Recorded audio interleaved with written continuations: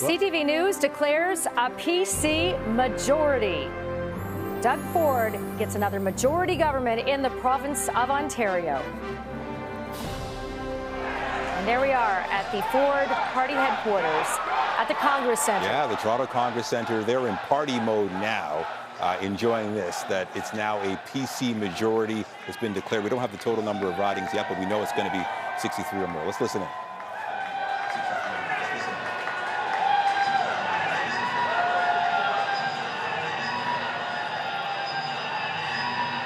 All right, let's bring in Michelle Dubé. You are there in the middle of the action.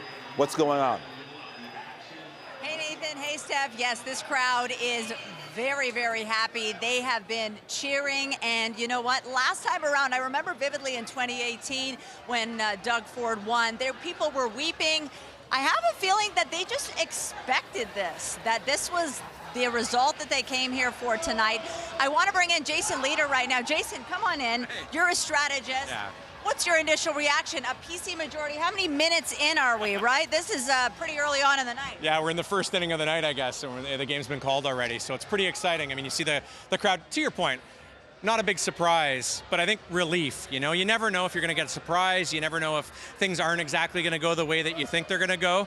But, you know, you're seeing some people who worked really hard behind you, and they're pretty excited about what's happened here. What do you think did it this time around? The last election, Doug Ford, he had no baggage. He was, you know, people knew the name, but they didn't know how he would be as premier. Now there's 4 years of a record, and that first year was a rough one.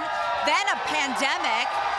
What do you think made people want to put their support behind Ford once again for 4 more years? I think he did a great job during the pandemic, or at least even if you didn't think he did a great job, you thought he did pretty good or better than you expected. I think that laid the groundwork for it. And then I think they ran a tremendous campaign. I think Ford stayed out of people's faces for the last couple of weeks. I think Ford sort of, you know, he wasn't in your face. He had a very simple message. I'm going to build stuff. I'm going to get it done. The economy that you're worried about, the inflation that you're worried about, we're going to try and tackle that stuff. So I really think it was a very simple campaign. The truth is, his opponents didn't really catch on, and he ran a really smart, positive, mature campaign. Smiling Doug Ford out there, sort of shaking hands, it really worked. Now we know it's a majority. Now it's going to be interesting to see the specific ridings. Where do you think that Doug Ford might flip some ridings? Everybody's going to be watching the Liberal leader, Stephen Del Duca's riding tonight, and he got off to, it doesn't look like a great start there, so he's a little bit behind. That's going to be one that's going to go right down to the wire. But Mr. Ford, you're looking, the thing about Doug Ford is he's really strong in Toronto. He's really strong in the greater Toronto area, and that's not always the case with Conservative leaders. And his,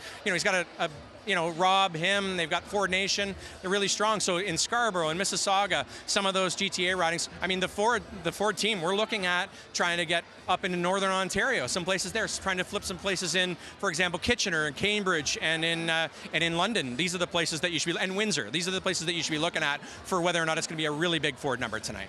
Jason Leader, thank you so much for your time. Ford majority, I'll throw it back to you.